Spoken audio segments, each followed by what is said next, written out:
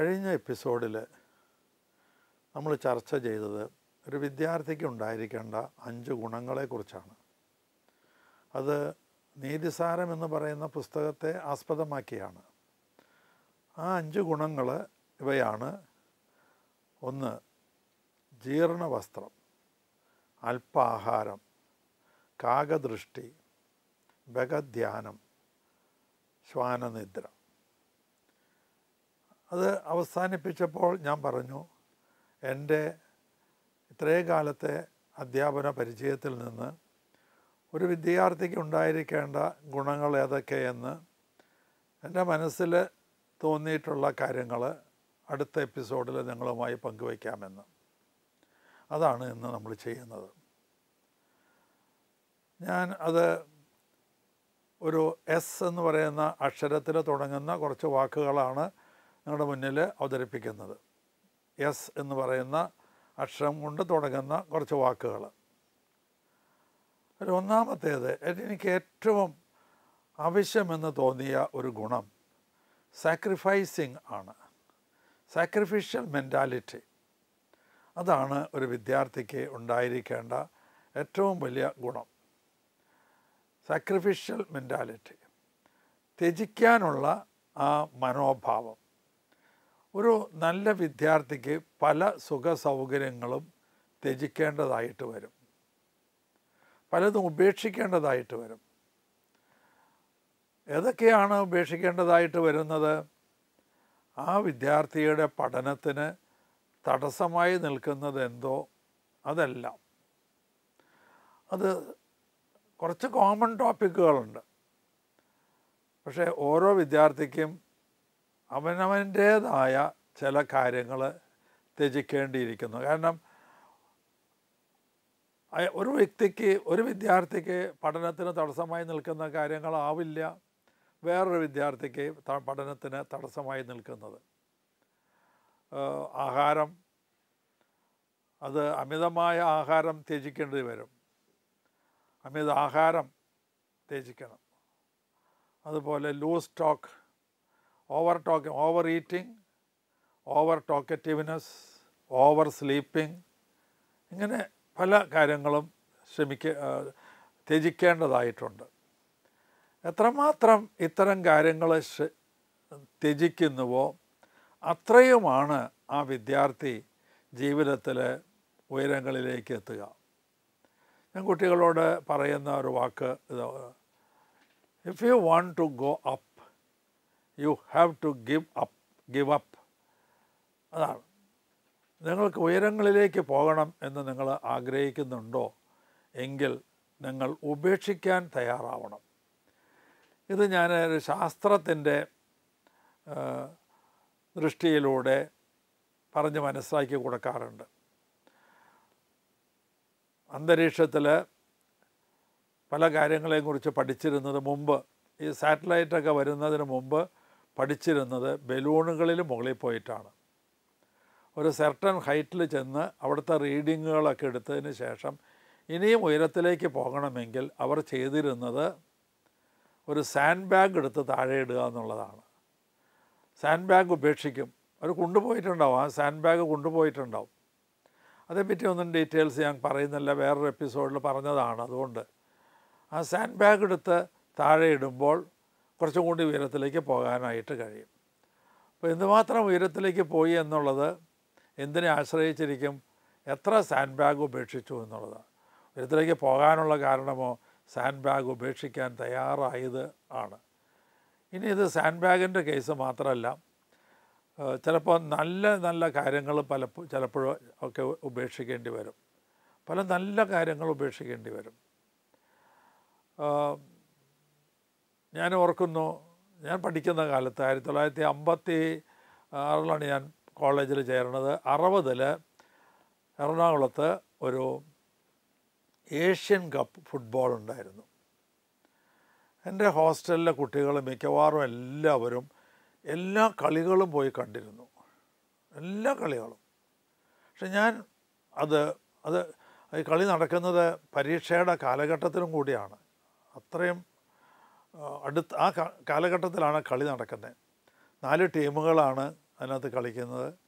India, Pakistan, Israel, Iran, ഈ 4 രാജ്യങ്ങളാണ് കളിക്കുന്നത്. അപ്പോൾ എല്ലാ കളികളും കണ്ട കുട്ടികൾ ഒരുപാട് പേരുണ്ട്. മറിച്ച് ഞാനും എൻ്റെ ചില അടുത്ത കൂട്ടുകാരും 2 കളികൾ കണ്ടു. എന്തുകൊണ്ടാണ് 2ൽ നിർത്തിയത്? 4 ടീമുകളെയും കാണാനുള്ള ഒരു അവസരമാണ്. ഒരു കളിയിൽ 2 ടീമിനെ കണ്ടു, അടുത്ത കളിയിൽ 2 ടീമുകളെയും കണ്ടു. ആ ടീമുകളെ ഒന്ന് കാണുക, ആ രാജ്യക്കാരുടെ ടീം നമുക്കൊന്ന് കാണാനും മനസ്സിലാക്കാനും ഒക്കെ ഒരു ആഗ്രഹം ഉണ്ടാവുമല്ലോ. അതായിരുന്നു. അത് കളിയിലുള്ള സന്തോഷമല്ല. എന്നും കളി കാണാൻ പോയാൽ പലർക്കും തോൽക്കേണ്ടി വരെ വന്നിട്ടുണ്ട്. ആ പരീക്ഷയുടെ കാലഘട്ടത്തിൽ ഞങ്ങളൊക്കെ നല്ല മാർക്കോടുകൂടി പാസ്സായി. അപ്പോൾ ഉയരത്തിലേക്ക് എത്തണമെങ്കിൽ പലതും നമുക്ക് നല്ലതെന്ന് തോന്നുന്ന പലതും ഉപേക്ഷിക്കേണ്ടതായിട്ട് വരും. ഒരു ഉദാഹരണം കൂടി ഞാൻ പറയാനായിട്ട് ആഗ്രഹിക്കുകയാണ്. ഒരു സ്വർണ്ണ വ്യാപാരി ഒരു 10 കിലോ സ്വർണവും വാങ്ങി പോവുകയാണ്. ഒരു കടത്ത് കിടക്കണം. അങ്ങനെ കടത്ത് കിടക്കുന്ന സമയത്ത് വഞ്ചി മുങ്ങുമ്പോൾ ഇയാൾ എന്ത് ചെയ്യും? അയാൾ സ്വയം രക്ഷിക്കണം, 10 കിലോ സ്വർണവും രക്ഷിക്കണം. അപ്പോൾ ഒരു കൈ കൊണ്ട് സ്വർണം മാറോട് ചേർത്ത് പിടിച്ച് മറ്റേ കൈ കൊണ്ട് തുഴയും. കുറേ കഴിയുമ്പോഴോ ഈ തുഴയുന്ന കൈ ക്ഷീണിച്ചു. അതുകൊണ്ട് ആ കൈ കൊണ്ട് മാറോട് ചേർത്ത് പിടിച്ച് ഇടത് കൈ കൊണ്ട് തുഴയും. കുറേ കഴിയുമ്പോഴോ ഇയാൾക്ക് ജീവൻ രക്ഷിക്കണമെങ്കിൽ സ്വർണം തന്നെ ഉപേക്ഷിക്കേണ്ടതായിട്ട് വരും. അപ്പോൾ നല്ല കാര്യങ്ങൾ പലതും ഉപേക്ഷിക്കേണ്ടതായിട്ട് വരും. ആ ഉപേക്ഷ ആ ഒരു മനോഭാവം ഉണ്ടാകണം. യേശു തന്നെ പറഞ്ഞു, എന്നെ പ്രതി ഭാര്യയെയോ മക്കളെയോ അപ്പനെയോ അമ്മയെയോ ഒക്കെ ഉപേക്ഷിക്കുന്നവൻ മാത്രമേ എൻ്റെ ശിഷ്യനായിരിക്കാൻ സാധിക്കുകയുള്ളൂ എന്ന്. അവിടെ ലക്ഷ്യം ശിഷ്യനായിരിക്കുക എന്നുള്ളതാണ്. അപ്പോൾ ശിഷ്യനാകാനായിട്ട് ചിലത് ഒക്കെ ഉപേക്ഷിക്കേണ്ടി വരും. ഇത് ഞാൻ കുട്ടികളോട് പറയാറുണ്ട്. ഞങ്ങളുടെ ഒരു ശിഷ്യനാകണമെങ്കിൽ നിങ്ങൾ ചിലതൊക്കെ ഉപേക്ഷിക്കേണ്ടി വരും. ലോകത്തിലെ എല്ലാ സുഖങ്ങളും ഈ പഠനത്തോടൊപ്പം കൊണ്ടുപോകാമെന്ന് വെച്ചാൽ അത് നടക്കില്ല. പഠിക്കാൻ പറ്റും, പക്ഷേ പാസ്സാവാൻ പറ്റിയെന്ന് വരില്ല. പലതും ഉപേക്ഷിക്കേണ്ടി വരും. യേശു വളരെ വ്യക്തമായിട്ടാണ് അത് ഉപേക്ഷിക്കാൻ പറഞ്ഞത്. ആരൊക്കെയാണെന്ന് ഓർക്കുക. അപ്പൻ, അമ്മ, ഭാര്യ, മക്കൾ, ഇവരൊക്കെ ഉപേക്ഷിക്കാനാണ് പറയുന്നത്. എത്രയോ വിലപ്പെട്ടവരാണ് അവർ. അപ്പോൾ നിങ്ങളുടെ ലക്ഷ്യം എന്താണോ അതിനനുസരിച്ച് നിങ്ങൾ പലതും ഉപേക്ഷിക്കേണ്ടതായിട്ട് വരും. ഇത് ഓർക്കുക. രണ്ടാമത്തെ എസ്, സ്റ്റഡിയിങ്. പഠനത്തിന് പ്രാധാന്യം കൊടുക്കുക. സ്റ്റഡിയിങ്, എത്ര സമയം ഒരു കുട്ടി പഠിക്കണം എന്നുള്ളതാണ്. ഉറങ്ങാനായിട്ട് ഒരു 6 മണിക്കൂർ മാക്സിമം എടുക്കാം. അത് കൂടുതൽ ഒരിക്കലും എടുക്കാൻ പാടില്ല. മിനിമം ഒരു 5 മണിക്കൂറും എടുക്കണം. 5-ൽ കുറയാൻ പാടില്ല. 5-ൽ കുറഞ്ഞാൽ വേണ്ടത്ര റിലാക്സേഷൻ കിട്ടില്ല. ബോഡിയുടെ റിപ്പയർ ഒന്നും നടക്കില്ല. ബോഡി സ്വയം റിപ്പയർ ചെയ്യുന്ന ഒരു സംവിധാനം ഉൾക്കൊള്ളുന്ന ഒന്നാണ് ശരീരം എന്ന് പറയുന്നത്. അത് റിപ്പയർ ചെയ്ത് നടക്കുന്നത് നമ്മൾ ഉറങ്ങുമ്പോഴാണ്. വിശ്രമം കൊടുക്കുമ്പോഴാണ് ആ റിപ്പയറൊക്കെ നടക്കുന്നത്. നിങ്ങൾ കണ്ടിട്ടുണ്ടാവുമല്ലോ, ഹോട്ടലുകളിലൊക്കെ റിപ്പയർ നടക്കുന്നത് 10 മണിക്ക് ശേഷമാണ്, രാത്രി. കസ്റ്റമേഴ്സൊക്കെ വന്നു പോയതിന് ശേഷമാണ് അവിടെ റിപ്പയറൊക്കെ നടക്കുക. ഇതുപോലെ തന്നെയാണ് നമ്മുടെ ജോലിയൊക്കെ അവസാനിപ്പിച്ച് നമ്മൾ വിശ്രമിക്കാൻ തുടങ്ങുമ്പോഴാണ് റിപ്പയർ നടക്കുക. അതിന് വേണ്ടത്ര സമയം അനുവദിച്ച് കൊടുക്കണം. അല്ലെങ്കിൽ അതിൻ്റെ ബാക്കി ഇങ്ങനെ ഓവർലാപ്പ് കൂടി കൂടി കൂടി കൂടി കൂടി കൂടി ഇങ്ങനെ അത് വലിയ രോഗമൊക്കെ ആയിട്ട് മാറും. 5 മണിക്കൂർ മിനിമം, മാക്സിമം 6 മണിക്കൂർ, ഇത്രയും മതിയാവും. രോഗാവസ്ഥയിലാണെങ്കിൽ 1 മണിക്കൂർ കൂടി ആവാം. അങ്ങനെ അതൊഴിച്ച് ബാക്കി ഓരോ കാര്യം, നമ്മുടെ അനുദിന ആവശ്യങ്ങൾ, അതൊക്കെ മിനിമം സമയം കൊണ്ട് നിറവേറ്റണം. അതിന് നമ്മൾ പഠിക്കണം. ഏറ്റവും കുറവ് സമയം കൊണ്ട് ഓരോ കാര്യം ചെയ്യാനായിട്ട് നമ്മൾ പഠിക്കണം. ചില കുട്ടികളുണ്ട്, എഴുന്നേറ്റാൽ കുറച്ച് നേരം ഇരുന്നു, പിന്നെ ഒന്ന് ചാരി കിടന്നു, അല്ലെങ്കിൽ പിന്നെ കുറച്ച് നേരം കൂടി പോയി കിടന്നു, അല്ലെങ്കിൽ പല്ല് തേക്കാനായിട്ട് പേസ്റ്റ് വളരെ സ്ലോയിൽ പേസ്റ്റ് എടുത്തു. അത് കഴിഞ്ഞ് ഇനി എവിടെ നിന്നാണ് തുടങ്ങണ്ടേന്ന് ആലോചിച്ചു. അങ്ങനെ പതുക്കെ അങ്ങനെയൊക്കെ ഞാൻ കണ്ടിട്ടുണ്ട്. ഹോസ്റ്റലുകളിൽ കുട്ടികളെ അങ്ങനെ കാണാറുണ്ട്. അതൊന്നുമല്ല, നമുക്കറിയാം ഇത്ര സമയമാണ് എനിക്ക് ബ്രഷ് ചെയ്യാനായിട്ടുള്ളത്, കുളിക്കാൻ എത്ര സമയമാണ്. അതുപോലെയൊക്കെ ഒരു ടൈം ടേബിൾ നമ്മുടെ ജീവിതത്തിൽ ഓരോ കാര്യം ചെയ്യുന്നതിന് ഉണ്ടാക്കി വയ്ക്കണം. അത് കഴിഞ്ഞ് ബാക്കി കിട്ടുന്ന സമയം മുഴുവൻ പഠിക്കാനായിട്ട്. അതിനൊരു അപ്പർ ലിമിറ്റൊന്നുമില്ല. എത്ര വേണം, നിങ്ങളുടെ ലക്ഷ്യം എന്താണോ അത്രയും സമയം നിങ്ങൾ പഠിക്കണം. അതിന് തന്നെ ഒരു സബ് ഡിവിഷൻ മൂന്നാമത്തേത് സെൽഫ് സ്റ്റഡിയിങ് ആണ്. പഠനത്തിൻ്റെ ഏറ്റവും നല്ല ഭാഗം അത് സ്വന്തമായി പഠിക്കുന്നതാണ്. സ്വന്തമായി പഠിക്കുന്ന ഒന്നും തന്നെ നിങ്ങൾ മറക്കില്ല. മറ്റുള്ളവർ പറഞ്ഞത് കേട്ട് പഠിക്കുന്നതിനേക്കാൾ നമ്മൾ ചിന്തിച്ച് സ്വന്തമായി പഠിക്കുന്നതാണ് നല്ലത്. എനിക്ക് ഒരു അധ്യാപകനുണ്ടായിരുന്നു, എന്നെ സ്കൂളിൽ പഠിപ്പിച്ച അധ്യാപകൻ ചന്ദ്രശേഖർ വാര്യർ എന്നാണ് അദ്ദേഹത്തെ ഞങ്ങൾ വിളിക്കുക. അദ്ദേഹത്തിന് മലയാളം പണ്ഡിറ്റാണ്. അദ്ദേഹം പഠിച്ചത് സാൻസ്ക്രിറ്റാണ്. ഗുരുവിൻ്റെ അടുത്ത് പോയി പഠിച്ചത് സാൻസ്ക്രിറ്റാണ്. പക്ഷേ അദ്ദേഹത്തിന് 5 ഭാഷകൾ അറിയാം: മലയാളം, സാൻസ്ക്രിറ്റ്, മലയാളം, ഇംഗ്ലീഷ്, ഹിന്ദി, തമിഴ്. ഞാൻ അദ്ദേഹത്തിൻ്റെ അടുത്ത് 10ാം ക്ലാസ്സിൽ ഒരു മാസം ട്യൂഷന് പോലും പോയിട്ടുണ്ട്. ഹിന്ദി ഗ്രാമർ ഞങ്ങൾക്ക് വേണ്ടത്ര അവഗാഹമില്ല എന്ന് കണ്ടപ്പോൾ ഞങ്ങൾ കുറച്ച് പേര് ചേർന്ന് ഏറ്റവും നന്നായിട്ട് പഠിക്കുന്ന കുട്ടികൾ അദ്ദേഹത്തിൻ്റെ അടുത്ത് ഹിന്ദി ഗ്രാമർ പഠിക്കാനായിട്ട് പോയി. 1-2 മാസം കൊണ്ട് അദ്ദേഹം അത് പഠിപ്പിച്ചു തന്നു. ഞാനിപ്പോഴും ഓർക്കുന്ന, ഒരു കുട്ടിയിൽ നിന്ന് 2 രൂപയാണ് ട്യൂഷൻ ഫീസ് വാങ്ങിയത്. 1956 കാര്യമാണ് ഞാൻ നിങ്ങളോട് പറയുന്നത്. അപ്പോൾ ആ 2 ആവശ്യത്തിന് മാത്രം ആണ് ട്യൂഷന് പോയത്. അങ്ങനെ അദ്ദേഹം ഹിന്ദി നന്നായിട്ട്, ഗ്രാമർ നന്നായി കാരണം സാൻസ്ക്രിറ്റ് ഗ്രാമറും മലയാളം ഗ്രാമറും സ്വന്തം കയ്യിലുള്ളപ്പോൾ ഹിന്ദി ഗ്രാമർ നന്നായിട്ട് പഠിപ്പിക്കാനായിട്ട് ഇംഗ്ലീഷ് ഗ്രാമറും ഇടയ്ക്കിടയ്ക്ക് അദ്ദേഹം പറയുമായിരുന്നു. 5 വിഷയത്തിൽ 4 സ്വന്തമായി പഠിച്ചതാണ്. സ്വന്തമായി പഠിക്കുന്നത് ഏറ്റവും നല്ല ഒരു കാര്യമാണ്. അതിന് ലിമിറ്റേഷൻസ് ഇല്ല. ക്ലാസ്സിൽ പോയി പഠിക്കണമെങ്കിൽ ക്ലാസ് ഉണ്ടാവണം. ഹർത്താലാണെങ്കിൽ ക്ലാസ് ഉണ്ടാവില്ല, വെക്കേഷനിൽ ക്ലാസ് ഉണ്ടാവില്ല. എത്ര ദിവസമാണ് മുടക്കുന്നറിയാമോ? ഒരു കൊല്ലത്തിൽ ഏകദേശം 100-ലധികം, 100ഒന്നും പോരാ, ഒരു 150ഓളം ദിവസം ഞാൻ കണക്ക് കൂട്ടിയിട്ടുണ്ട്. ഞാൻ കണക്ക് കൂട്ടി നോക്കിയിട്ടുണ്ട്. 150ഓളം ദിവസം നമ്മൾ സ്കൂളിൽ പോകുന്നില്ല.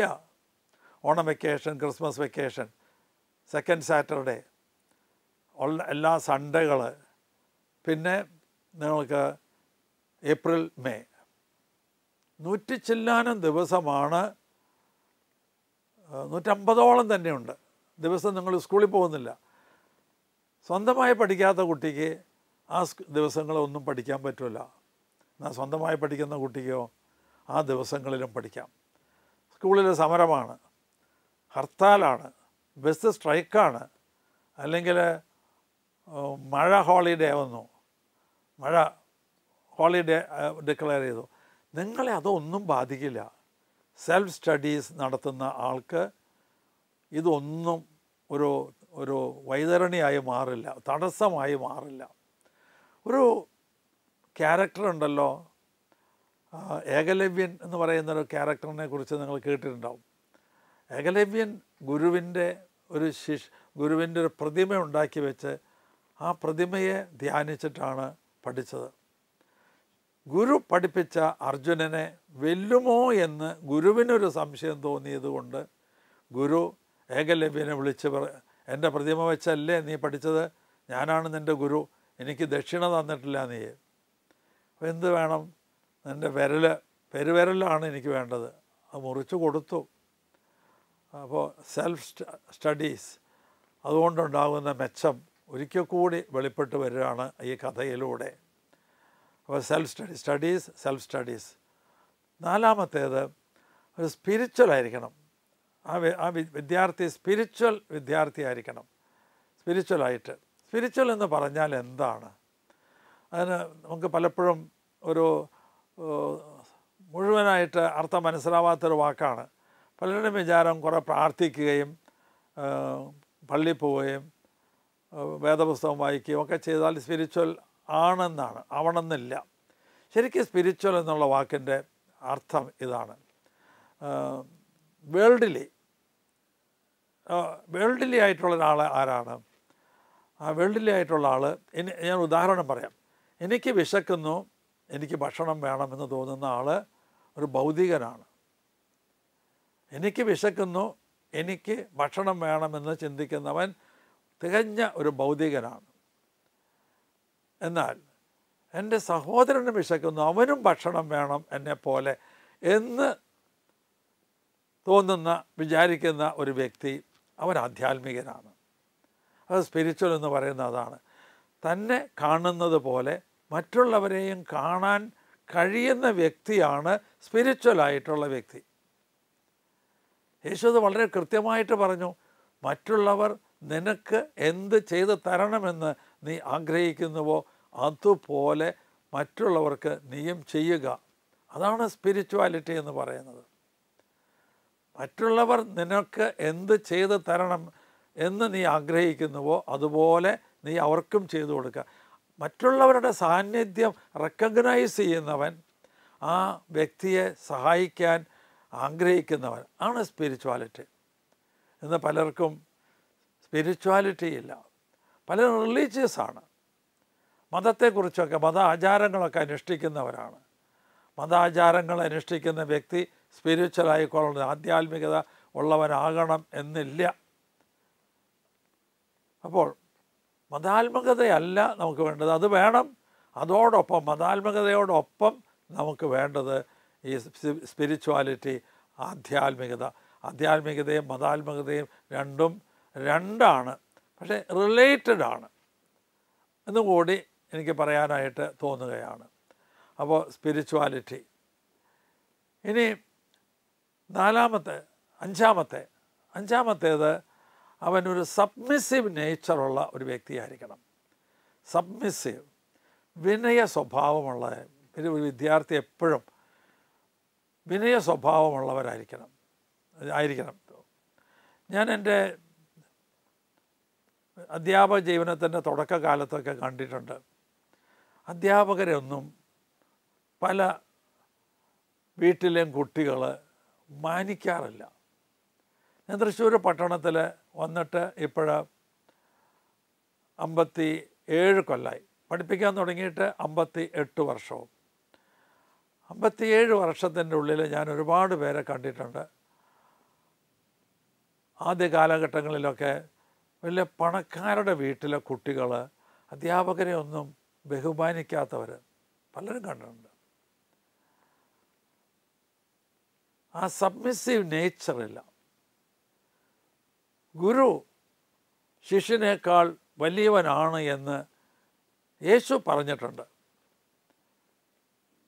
അതൊന്നും മനസ്സിലാക്കാതെ ഗുരുവിൻ്റെ സാമ്പത്തിക അവസ്ഥ ഇതൊക്കെ നോക്കി ഗുരുവിനെ മോശമായി കണ്ടിട്ടുള്ള ഒരുപാട് കുട്ടികളെ എനിക്കറിയാം.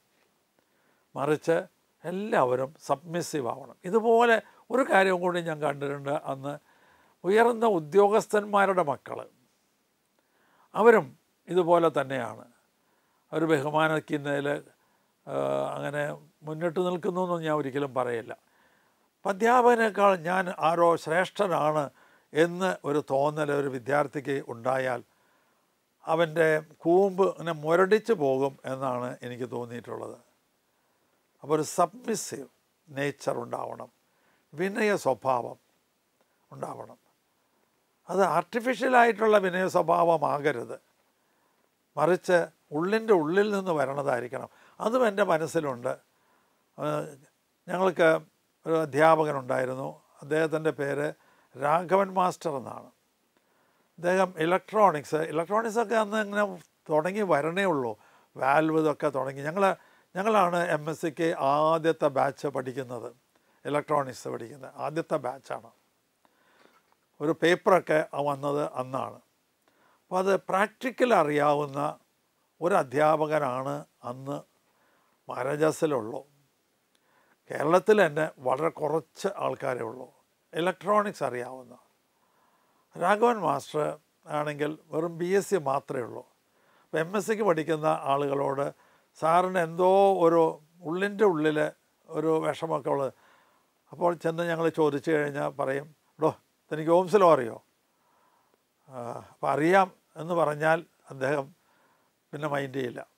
ഇല്ല സാർ എന്ന് പറഞ്ഞാൽ അദ്ദേഹം ഇരിക്കണോ എന്ന് പറഞ്ഞ് എല്ലാം പറഞ്ഞു തരും. നല്ലൊരു അധ്യാപകനാണ്. അപ്പോൾ അദ്ദേഹത്തിന് ഇങ്ങനെ ബഹുമാനം കിട്ടണമെന്ന് ആഗ്രഹമുള്ള ഒരു അധ്യാപകനാണ്. എല്ലാ അധ്യാപകരും അങ്ങനെ തന്നെയാണ് കേട്ടോ, സംശയമൊന്നുമില്ല. വിദ്യാർത്ഥികൾ ബഹുമാനിക്കണമെന്ന് ആഗ്രഹിക്കുന്നത് സ്നേഹത്തോടു കൂടിയ ബഹുമാനം, പേടിച്ചിട്ടുള്ള ബഹുമാനമല്ല, സ്നേഹത്തോടു കൂടിയ ബഹുമാനം. അപ്പോൾ എൻ്റെ ക്ലാസ്മേറ്റ്സ് ചിലർ അദ്ദേഹത്തെ സ്വാധീനിക്കാനായിട്ട് ഇങ്ങനെ ചെയ്യും. ഞങ്ങൾ ഉച്ചയ്ക്ക് ഊണ് കഴിക്കാൻ ഹോസ്റ്റലിലേക്ക് വരുമ്പോഴാണ് അധ്യാപകൻ രാഘവൻ മാസ്റ്റർ വീട്ടിൽ നിന്ന് ഊണ് കഴിഞ്ഞ് വരിക. പകലേന്ന് രാഘവൻ മാസ്റ്റർ വരുന്നത് കാണുമ്പോൾ എൻ്റെ കൂട്ടുകാർ ചിലർ മുണ്ട് വളച്ചു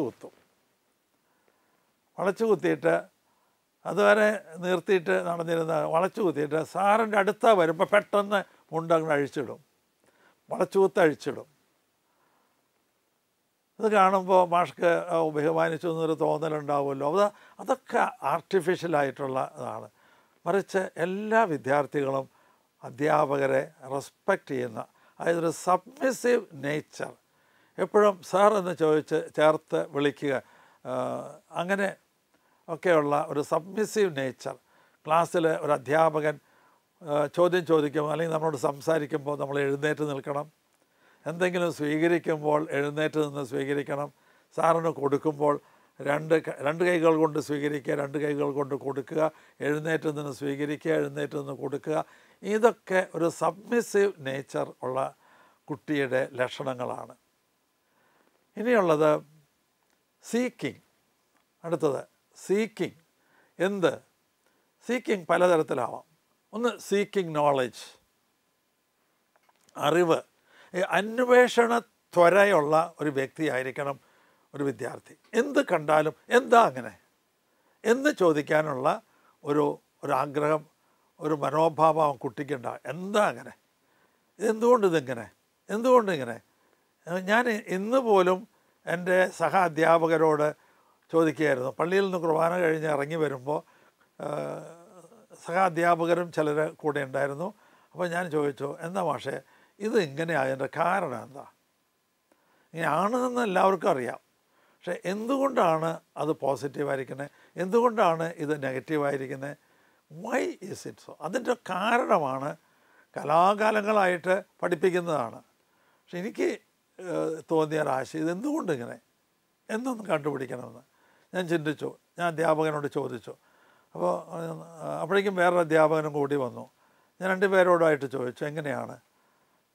അവരിങ്ങനെ കാരണങ്ങൾ പറയാൻ തുടങ്ങിയെങ്കിലും പറഞ്ഞു, നോക്കിയിട്ട് പറയാം മാഷേ എന്ന് പറഞ്ഞു. അപ്പോൾ അന്വേഷണ ത്വര അത് അധ്യാപകന് തീർച്ചയായിട്ടും വേണം, വിദ്യാർത്ഥിക്കും വേണം. ഈ seeking knowledge, seeking new methods, പുതിയ രീതികൾ അന്വേഷിക്കുന്നവരായിരിക്കണം. എന്തുകൊണ്ട് എന്ന് അന്വേഷിക്കുന്നവരായിരിക്കണം. സീക്കിങ് ഗോഡ്, ദൈവത്തെ അന്വേഷിക്കുന്നവരായിരിക്കണം. ദൈവത്തെ അന്വേഷിക്കുന്നില്ല പലപ്പോഴും, ദൈവത്തെ അന്വേഷിക്കുന്നില്ല പലരും. നിരീശ്വരവാദിയാകുക എന്ന് പറഞ്ഞാൽ, ദൈവമില്ല എന്ന് പറഞ്ഞാൽ അവൻ വലിയവനാകും എന്നുള്ളൊരു ചിന്തയാണ്.